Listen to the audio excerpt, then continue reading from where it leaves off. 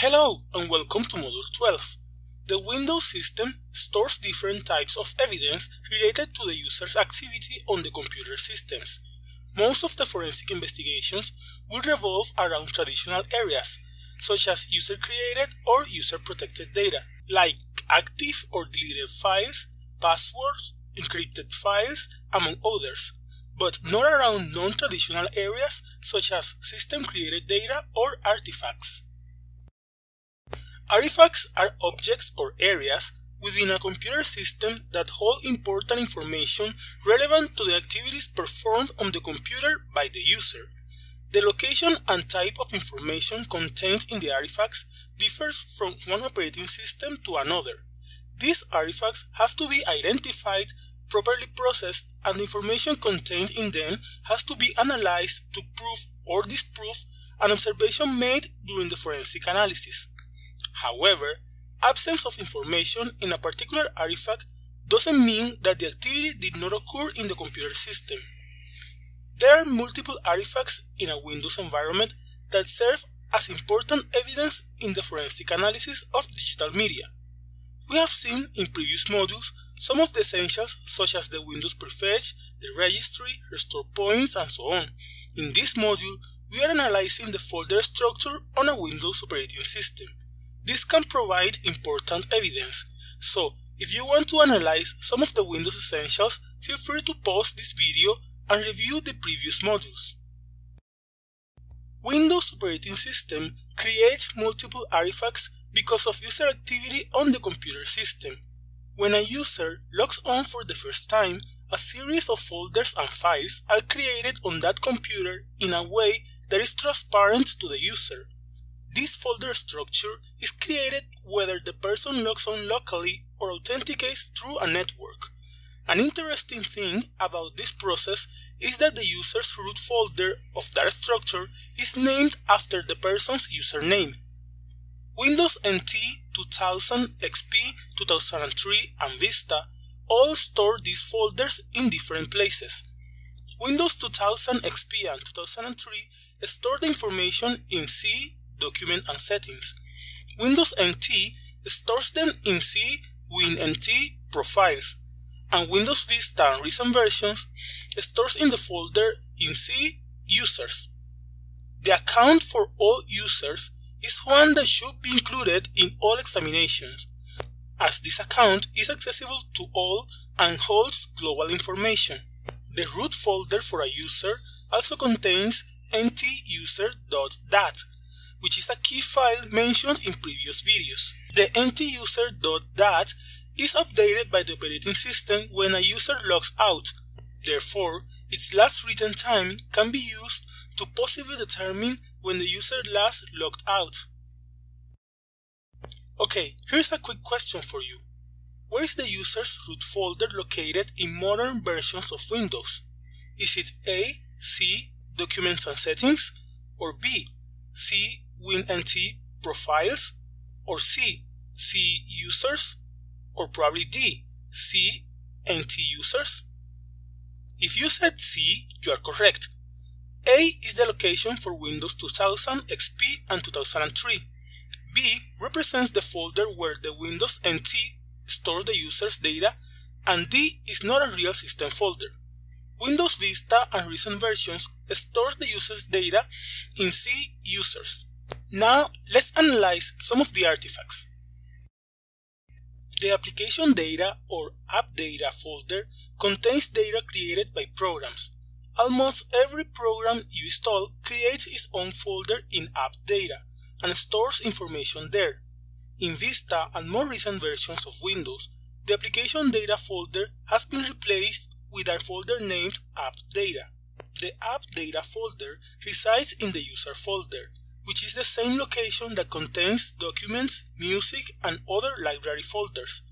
Normally, this is something such as C, User, Username, App Data, but unlike those folders, App Data is hidden, which means you can't normally see it.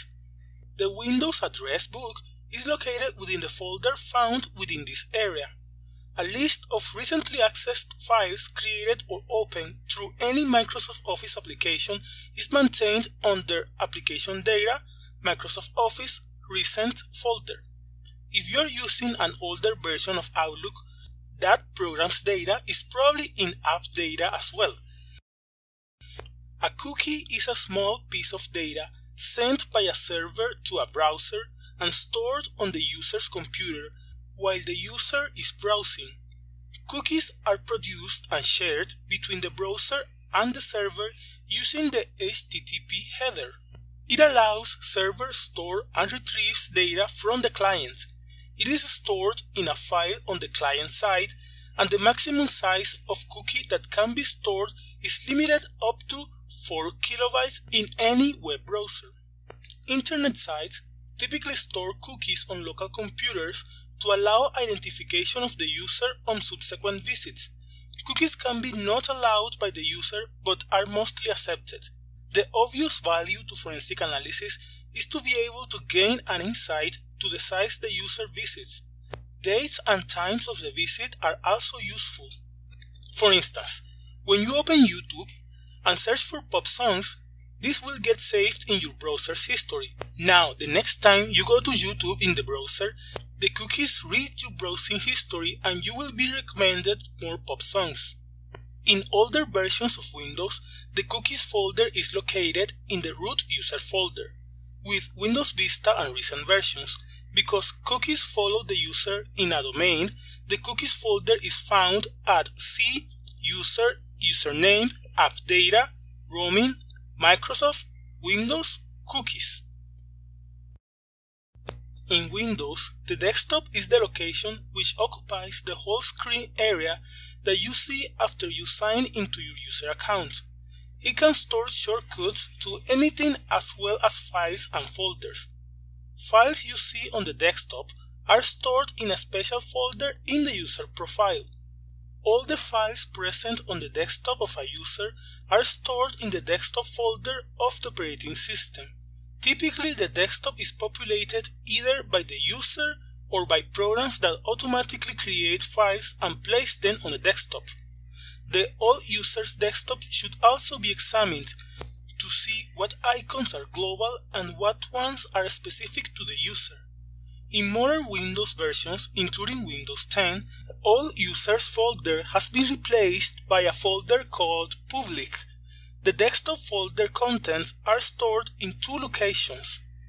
One is the common desktop located in the folder C users public desktop, and the other one is a special folder in the current user's profile in C users username and desktop. Windows shows the content of both folders in a single view.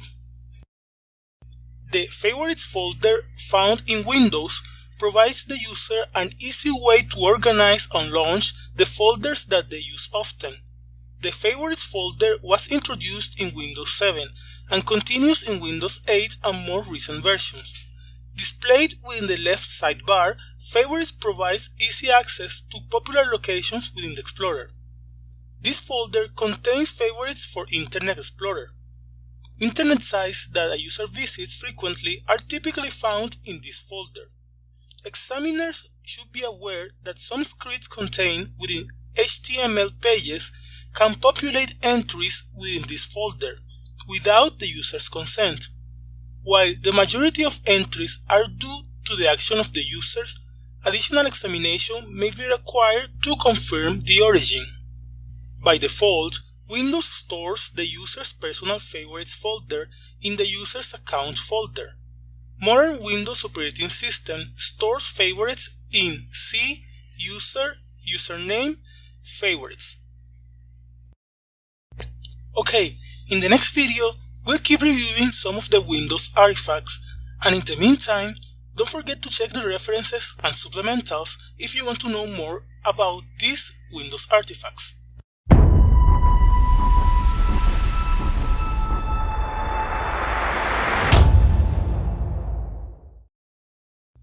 Hi, welcome back! The Local Settings folder is a hidden folder which contains information about the Windows user profile. Also, default locations for temporary files, historical usage of Internet Explorer, as well as Windows Explorer, Outlook Express Mail, Users Temp folder as other information.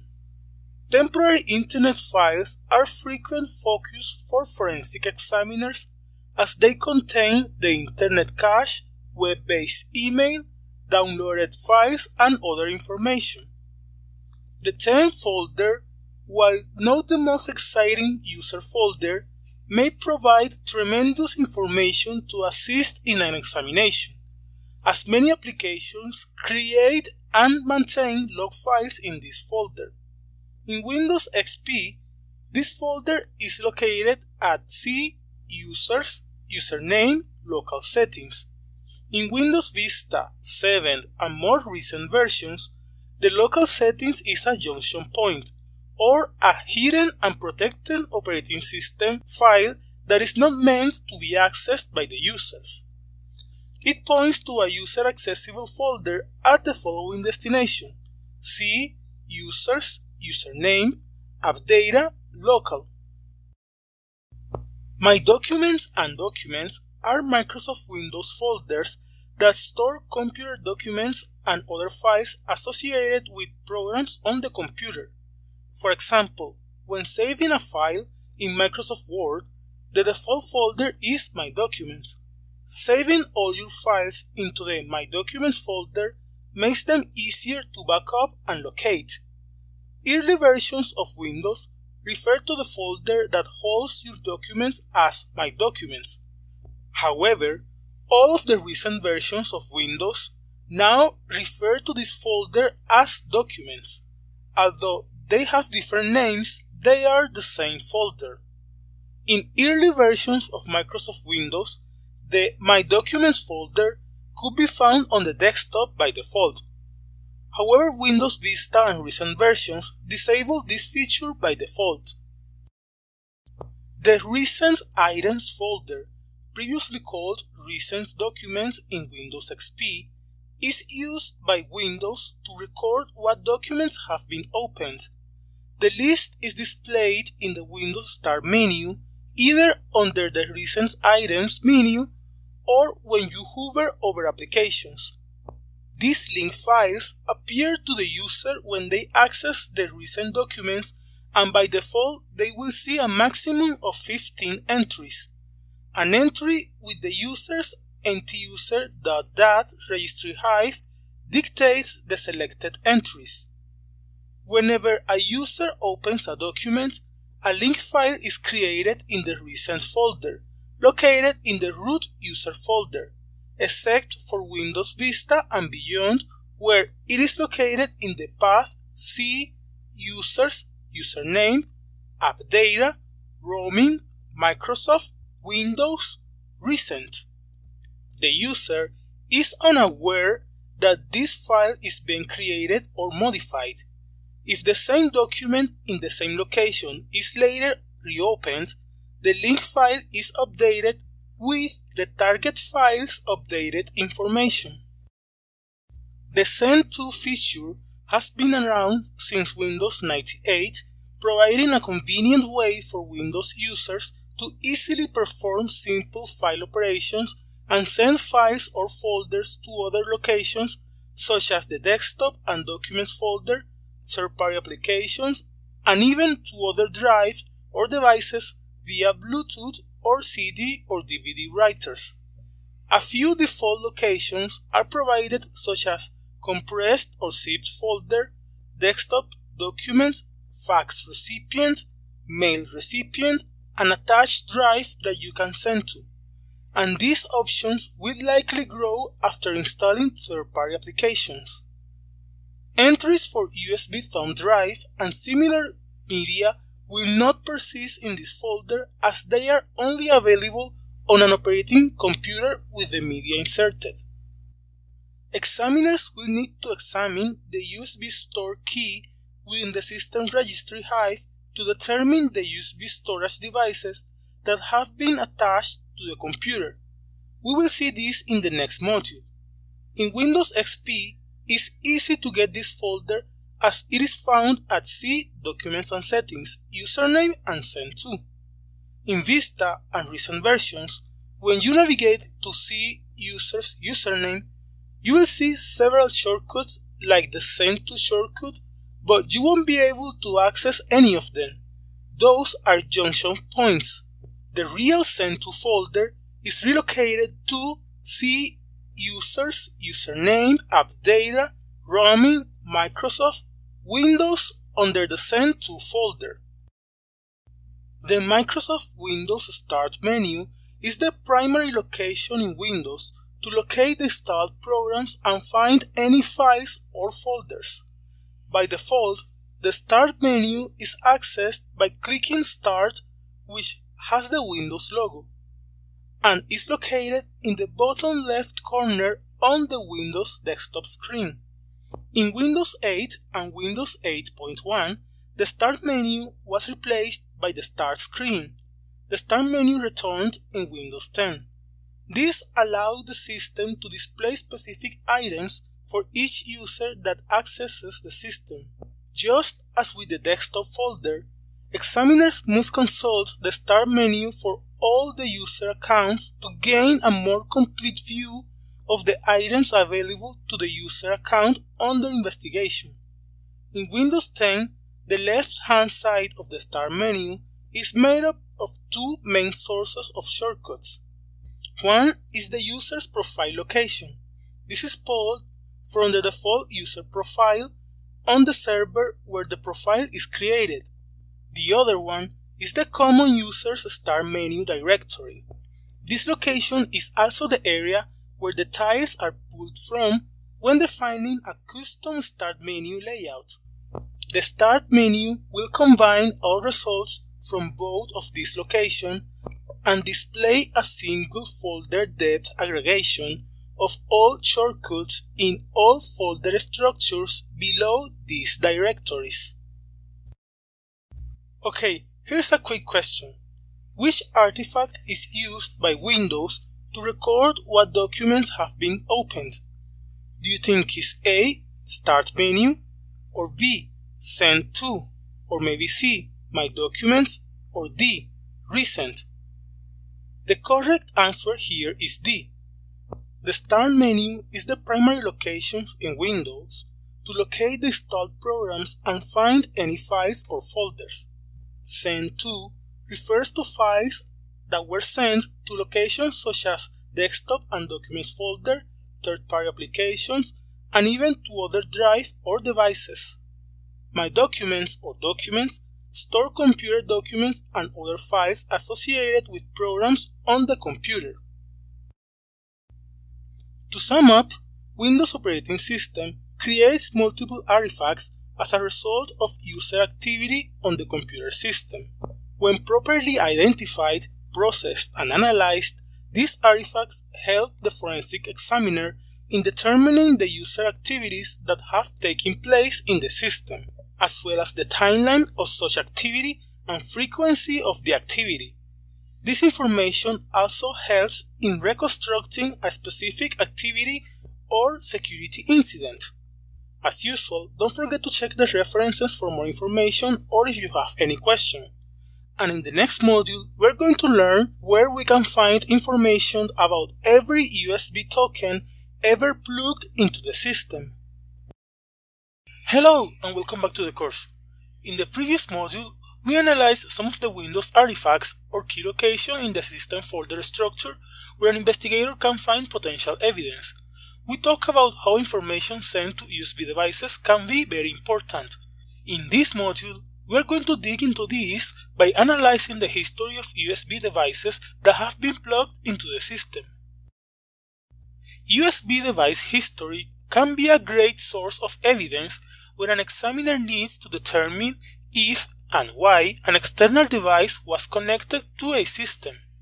It can also help investigators understand how USB devices have been used on a given system, and possibly explain how a suspect may have used a USB device in the commission of a crime or incident.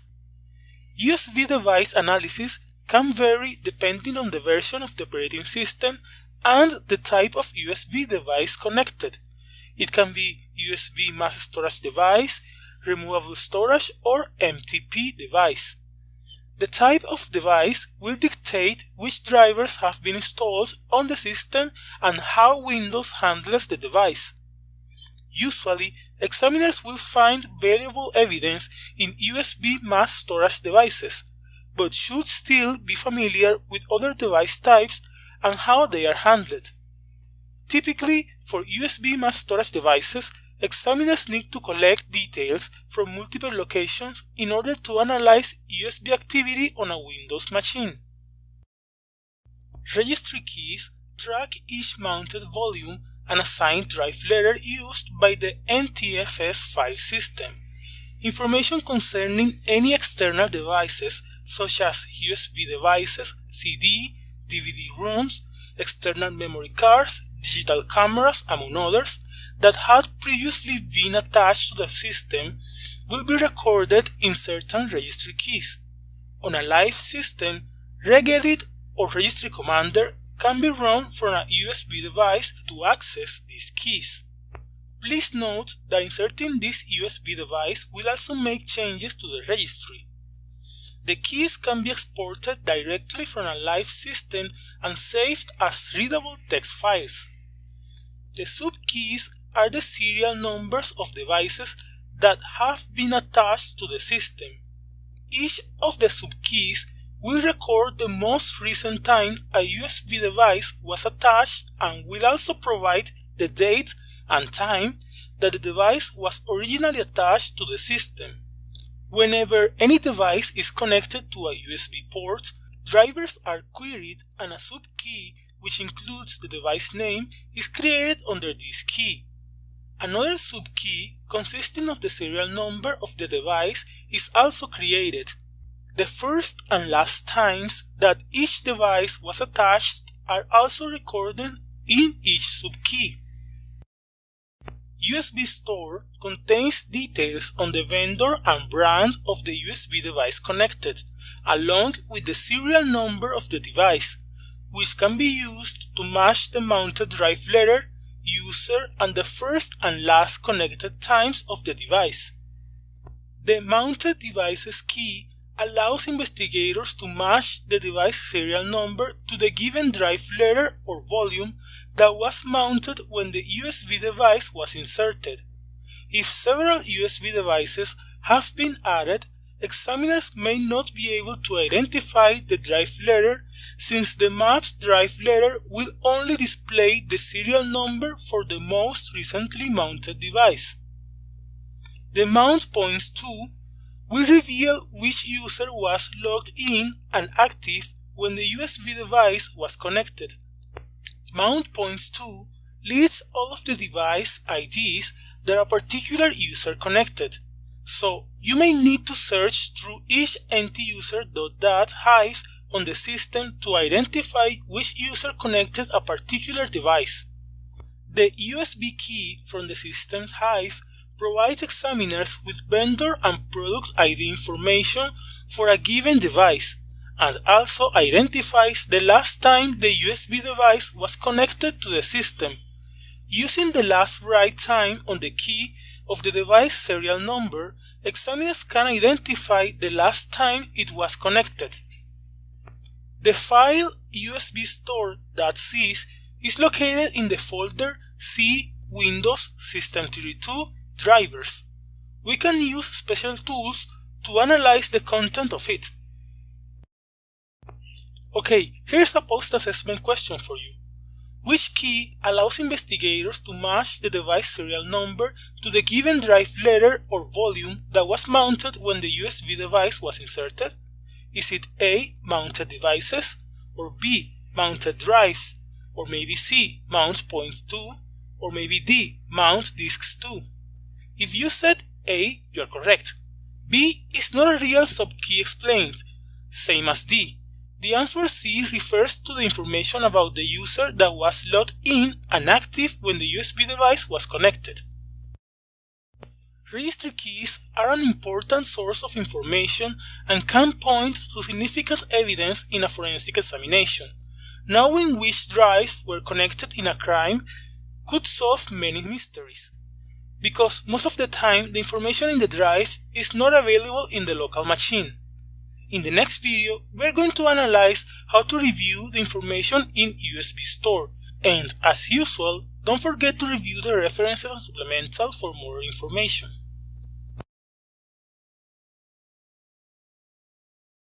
Hello and welcome back to the course.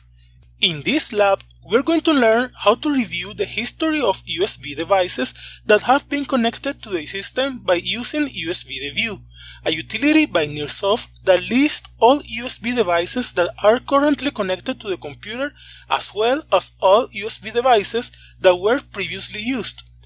As is explained in its website, USBDeview also allows you to uninstall USB devices that you previously used, disconnect USB devices that are currently connected to your computer, as well as to disable and enable USB devices. For this lab, you will need a Windows operating system environment, a web browser to download the tool, and a zip reading program such as 7-Zip, WinZip, or WinRAR. First, you need to log in into your Windows machine and open a web browser. I have in here Google Chrome on a Windows 10 environment, but feel free to use any other web browser. Search for USBDeview, or you can simply go directly to the website by using the link in this guide. Navigate the website and you will see a lot of information about the tool, like compatibility, limitations, and functionality. Download the tool, save it, and unzip it in your computer. Open the executable file usbdeview.exe. This tool is really easy to use and doesn't require any installation. Just by opening the executable, you will see the list of devices. The devices in gray are not currently connected, but they were in the past. Devices in green are plugged, and it's safe to physically unplug the device without disconnecting it. Devices in red are disabled. Double-click on a device to see more information about it. In the guide, you can see the USBDeview column's description according to its website. Information such as last plug, unplug date can be very useful when creating a timeline. Drive letter specifies the drive letter of the USB device. This column is only relevant to USB flash memory devices and to USB CD or DVD drive. Serial number specifies the serial number of the device, and this column again is only relevant to mass storage devices, CD or DVD drive, and USB hard disks. Created date specifies the date and time that the device was installed. In most cases, this date-time value represents the time that you first plugged the device to the USB port. However, be aware that in some circumstances this value may be wrong. According to its website, on a Windows 7 machine, this value is initialized with the current date and time on every reboot. To export or save the data displayed, click on the menu File in the option Save Selected Items. Before finishing, here's a question for you. Why is this tool important in a forensic investigation? By knowing which devices were connected to a specific machine, we could link USB drive or devices found in a crime scene to a specific computer. This could help solving the case. Please check the references and supplementary material, and in the next module we're going to analyze a really popular and useful technique used mostly for hiding information in pictures. Hi, welcome back to the course. In this module, we're going to learn what steganography is and how to implement it to hide information in files. So, let's begin. According to some experts, steganography is the technique of hiding secret data within an ordinary non-secret file or message in order to avoid detection. The secret data is then extracted at its destination. The word steganography comes from the Greek word steganos, meaning hidden or covered, and the Greek root graph, meaning to write. Steganography can be used to conceal almost any type of digital content, including text, image, video or audio content. The data to be hidden can be hidden inside almost any other type of digital content. The content to be concealed through steganography is often encrypted before being incorporated into the innocuous-seeming cover text file or data stream. If not encrypted, the hidden text is commonly processed in some way to increase the difficulty of detecting the secret message. The resulting output is called the stegotext. However, the idea of steganography is to hide data rather than encrypting it. While there are many legitimate uses for steganography, malware developers have also been found to use steganography to obscure the transmission of malicious code. In modern digital steganography, the data is first encrypted or obfuscated in some other way and then inserted using a special algorithm into data that is part of a particular file format, such as JPEG image, audio, or video file. The secret message can be embedded into ordinary data files in many different ways. One technique is to hide data in bits that represent the same color pixels repeated in a row in an image file. By applying the encrypted data to this redundant data in some inconspicuous way, the result will be an image file that appears identical to the original image, but that has noise patterns of regular unencrypted data. The practice of adding a watermark, a trademark, or other identifying data hidden in multimedia or other content files is one common use of steganography. Watermarking is a technique often used by online publishers to identify the source of media files that have been found being shared without permission. While there are many different uses of steganography, including embedding sensitive information into file types, one of the most common techniques is to embed a text file into an image file. When this is done, anyone viewing the image file should not be able to see a difference between the original image file and the encrypted file.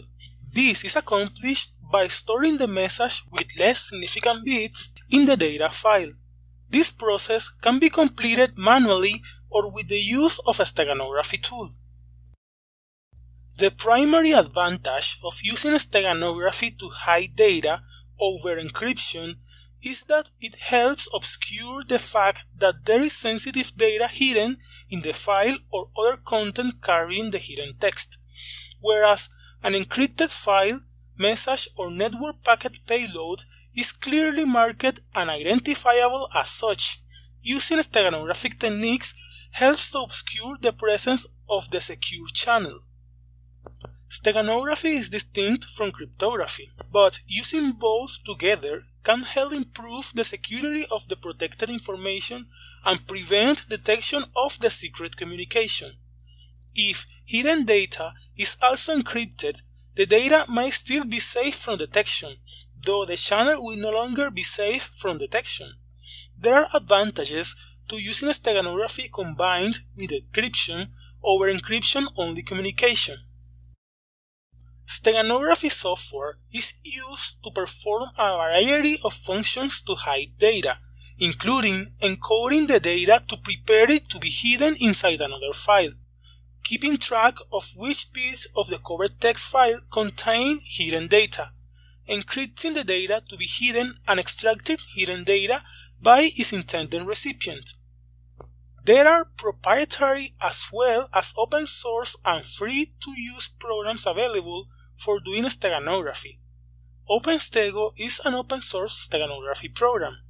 Other programs can be characterized by the types of data that can be hidden as well as what types of files the data can be hidden inside.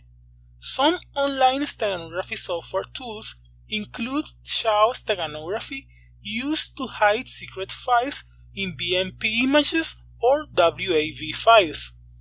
Another one is image steganography, a JavaScript tool that hides images inside other image files, and Crypture, a command line tool that is used to perform steganography.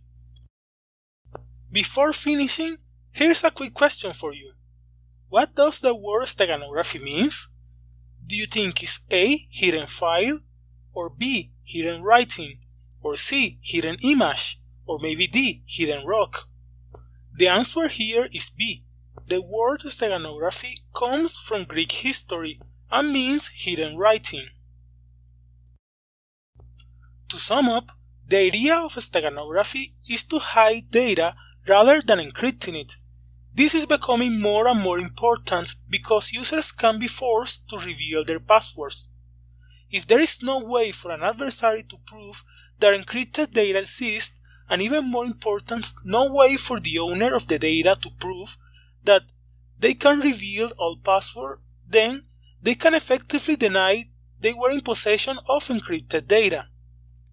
Please check the references for more information and join me in the next video where we will do a hands-on practice on steganography. Hi, I'm glad you're back. In this lab, we're going to learn how to hide data within an image, as well as how to extract hidden information from image files using OpenStego, a steganography solution mainly used for hiding information in cover files. For this lab, you will need a Windows operating system environment, a web browser to download the tool, a zip reading program such as 7-zip, WinZip, or WinRAR, an image file. I have this PNG image in here called image1.png, and you will also need a text file which we will hide.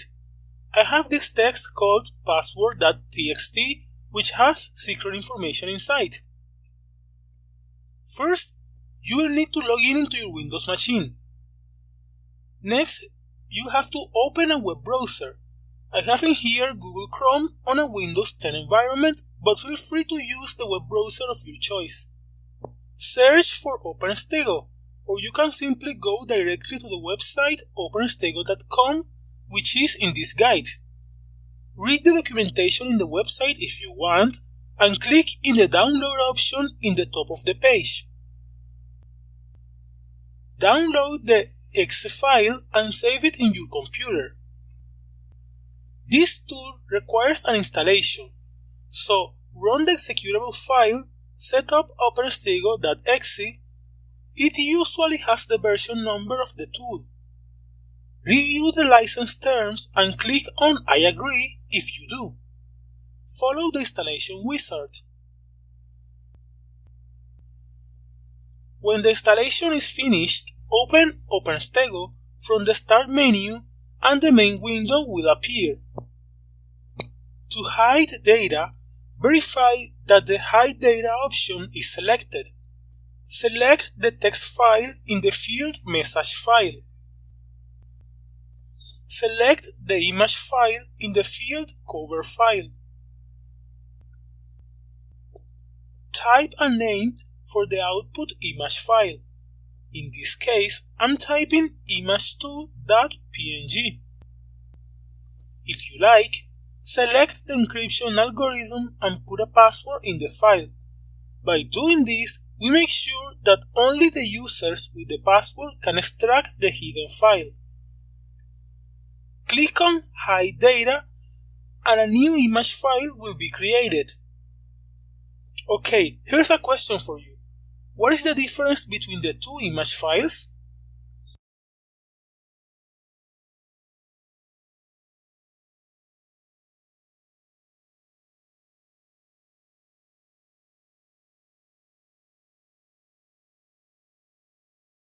If we take a look and compare the image files, we could see that the image generated is bigger in size, which is due to the fact that has data inside. For this reason, in a forensic investigation, if we note an image that is bigger than it's supposed to be, it is probably hiding something. To extract the data, select the option Extract Data. In the input stego file, select the image previously generated. Pick a location and save the hidden information in the output folder for message file field. Type the password and click on Extract Data.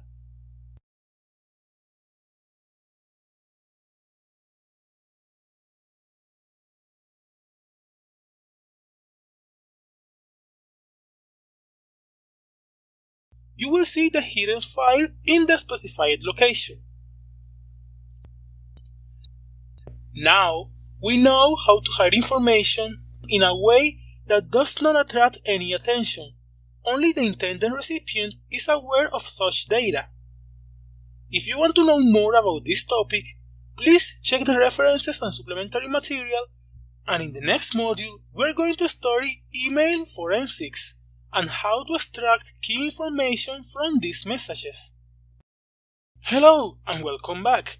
Some experts state that there is no doubt that email has emerged as the most important application on internet for communication of messages, delivery of documents, and carrying out of transactions, and is used not only from computers but many other electronic devices like mobile phones. Not only companies but also members of the public tend to use emails in their critical business activities such as banking, sharing official messages, and sharing confidential files. However, this communication medium has also become vulnerable to attacks. That is why, in this module, we are covering email forensics and how to get important evidence from these messages. Email system consists of various hardware and software components that include the sender's and receiver's client and server computers with required software and services installed on each. Besides this, it uses various systems and services of the internet. The sending and receiving servers are always connected to the internet, but the sender's and receiver's client connects to the internet when required. Let's analyze this process. Imagine an email exchange between a sender, Alice, and the recipient, Bob.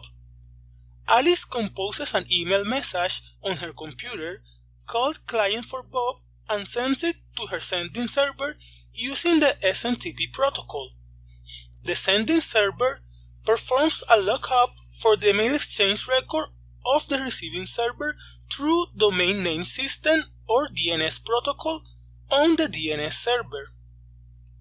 The DNS server responds with the highest priority mail exchange server for the domain. The sending server establishes SMTP connection with the receiving server and delivers the email message to the mailbox of Bob on the receiving server. Bob downloads the message from his mailbox on the receiving server to the local mailbox on his client computer using POP3 or IMAP protocols. Optionally, Bob can also read the message stored in his server mailbox without downloading it to the local mailbox by using a webmail program. As was stated before, email system is an integration of several hardware and software components, services, and protocols which provide interoperability between its users and among the components along the path of transfer. When a user sends an email to a recipient, this email does not travel directly into the recipient's mail server. Instead, it passes through several servers. The Message Mail User Agent, or MUA, is the email program that is used to compose and read the email messages at the client end. There are multiple MUAs available such as Outlook Express, Gmail, and Lotus Notes. A Message or Mail Transfer Agent, or MTA, is the server that receives the message sent from the MUA. Once the MTA receives a message, it decodes the header information to determine where the message is going, and delivers the message to the corresponding MTA on the receiving machine. Every time when the MTA receives the message, it modifies the header by adding data. When the last MTA receives the message, it decodes it and sends it to the receiver's MUA, so the message can then be seen by the recipient. Therefore, an email header has multiple pieces of server information, including IP addresses. The body of an email is text, but can also include multimedia elements in hypertext markup language or HTML, and attachments encoded in multipurpose Internet Mail Extensions or MIME. The primary evidence in email investigations is the email header. The email header contains a considerable amount of information about the email. Email header analysis should start from bottom to top, because the bottommost information is the information from the sender, and the topmost information is about the receiver. The header is a structured set of fields and are included in the message by the sender or by a component of the email system, and also contain transit handling trace information. Additionally, the message also contains special control data pertaining to the delivery status and the message disposition notifications. In order to understand the header information, it is necessary to understand the structured set of fields available in the header. Some of the basic fields are message ID, which is a globally unique message identification string generated when it is sent. Date holds date and time when the message was made available for delivery. From is the name and email address of the author of the message. To specifies a list of addresses of the recipients of the message. CC or carbon copy, generally same as to field, specifies the secondary recipients. BCC or blind carbon copy is the address of recipients whose participation is not disclosed to recipients specified in to and CC addresses. Subject describes the subject or topic of the message. Reply to is the email address the author would like recipients to use for replies. If present, it overrides the from field. Received contains trace information that includes originating host, mediators, relays, and mail submission agent host domain names and or IP addresses. Email forensics refers to analyzing the source and content of emails as evidence. Investigation of email-related crimes and incidents involves various approaches. Email header analysis is the primary analytical technique. This involves analyzing metadata in the email header. It is evident that analyzing headers helps to identify the majority of email-related crimes. Email spoofing, phishing, spam, scams, and even internal data leakages can be identified by analyzing the header. Server investigation involves investigating copies of delivered email and server logs. In some organizations, they do provide separate email boxes for their employees by having internal mail servers. For network device investigation, the investigator may require the logs maintained by network devices such as routers, firewalls, and switches to investigate the source of an email message. Another technique is the software embedded analysis. Some information about the sender of the email, attached files or documents may be included with the message by the email software used by the sender for composing the email. And lastly, sender mail fingerprints. The received field includes tracking information generated by mail servers that have previously handled a message, in reverse order. The Xmailer or user agent field helps to identify email software. There are many tools which may assist in the study of source and content of an email message, so that an attack or the malicious intent of the intrusion may be investigated. Email Tracker Pro analyzes the headers of an email to detect the IP address of the machine that sends the message, so that the sender can be tracked down. Email Tracer traces the originating IP address and other details from the email header. Aid4Mail Forensic is an email investigation software for forensic analysis, e-discovery, and litigation support. Access Data FTK is a standard court-validated digital investigation platform and computer forensic software, delivering computer forensic analysis, decryption, and password cracking. Okay, here's a quick question for you. In an email header, which field contains the address of recipients whose participation is not disclosed to other recipients? Do you think it's A, BCC, or B, CC, or C, to, or D, reply to? If you said A, you're correct. The addresses in BCC, which means blind carbon copy, are not disclosed, unlike the addresses in CC, which means carbon copy, are in the two fields. To sum up, email is a widely used and highly distributed application. Cybercriminals forge email headers for illegitimate purposes, which lead to several crimes and thus make email forensic investigation crucial. Don't forget to check the references for more information. Hello and congratulations! If you've made it to this video, you completed the course. We just finished the module about email forensics, so you should be very proud of yourself. Now, you're in a great position if you want to keep learning more about forensics or perform forensic investigation in a Windows environment. So remember, if you haven't downloaded the additional material for this course, I recommend you to do that, and check the references as well for a better understanding of the topics covered. You are going to find notes, cards, and more helpful information to help you in your studies. I encourage you to practice using the guides. Cybrary has a lot of labs that you can do or in your Windows machine. Just remember, practice is key. Just a quick recap of everything we covered in this course. In Module 1, we talk about some basic information, the definition of Windows forensics, and why it is important. We discussed some common myths and how, opposite to what people think, Windows forensics is not easy, because it has many undocumented features. As you probably remember, we also studied the forensic investigation methodology, which is the same in any scenario. Module 2 was about imaging in Windows.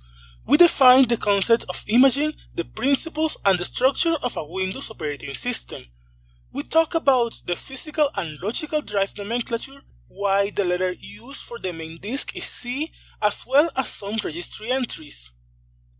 In Module 3, we performed some hands-on exercises about imaging with DD. We covered what DD is, its basic operation, some DD commands, and what can you do with this tool. We also explained some DD logical drive examples, covering physical memory, how to look at memory, and what can you find when analyzing it. Module 4 was about some memory analysis tools in Windows. We defined each tool, what are they for, their capability, and the basic commands. We also had some labs as hands-on experience and some questions as in every module to test your knowledge. In Module 5, we learned about the security identifier in Windows, what it is, its structure, and what can we learn from it in a forensic examination. Module 6 was about the Windows registry or system registry, which is a very important place to look when performing a forensic examination. We defined the different Hive and keys such as SAM, security, software, system, and the default key. What can you find in them, as well as some new registry Hive added in Windows 8 such as ELAM and BVI, and the registry root keys. In Module 7, we covered the analysis of the evidence, some general registry info to look for, footprints, search history, URLs, commands executed in the machine, as well as some files. We studied a Windows tool that can help us to discover or to analyze the evidence gathered. Module 8 is the Windows Prefetch, another of the Windows Essentials. We learned the definition and how it is populated, as well as the functionality and difference according to the version of the operating system. Following with the Windows Essentials, in Module 9 we covered the restore points, another key aspect in a Windows forensic analysis, in which we can discover so many secrets about the machine. We analyzed the registry and how it is the best place to look and how can we take advantage of this. Some registry keys were present in this module, as well as some Windows integrated tools. In Module 10, we learned all the discoveries that we can make by analyzing the recycle bin, which is another of the Windows essentials. We discussed how important it is, as well as where we can find it, and also how it changes from one version to another. In Module 11, we analyzed some pertinent files, such as some Microsoft Office files, pictures, and browser information. There were some step-by-step guides in order to get you to gather some important information as evidence which can be vital in a forensic examination. Module 12 was about Windows artifacts, some additional places to look when analyzing a Windows machine, such as cookies, the desktop folder, application data, and so much more. It is very important that a forensic investigator knows the different places to look for specific information. In Module 13, we learned that every USB device connected at any point in time to the machine is saved in the registry. We studied USB store and how can we analyze it, what information can be extracted from it, and how important it is. Additionally, we performed some exercises with tools to analyze it. Module 14 was about steganography, which is a very important technique to hide information in files. We studied the definition, how it differs from cryptography, and of course, how this fits in the universe of digital forensics. We also used some tools to hide and extract information from image files. And lastly, in Module 15, we analyzed the structure of emails, which is known as email forensics. For this, we study how an email is composed and what information we can extract from an email header. So thank you so much for taking this course. I want to encourage you, if you don't have a Cyberary Premium membership, it opens so much information for you. You can get labs which can help in your studies and to practice all the knowledge obtained. Again, thank you for taking the course and see you in the next one.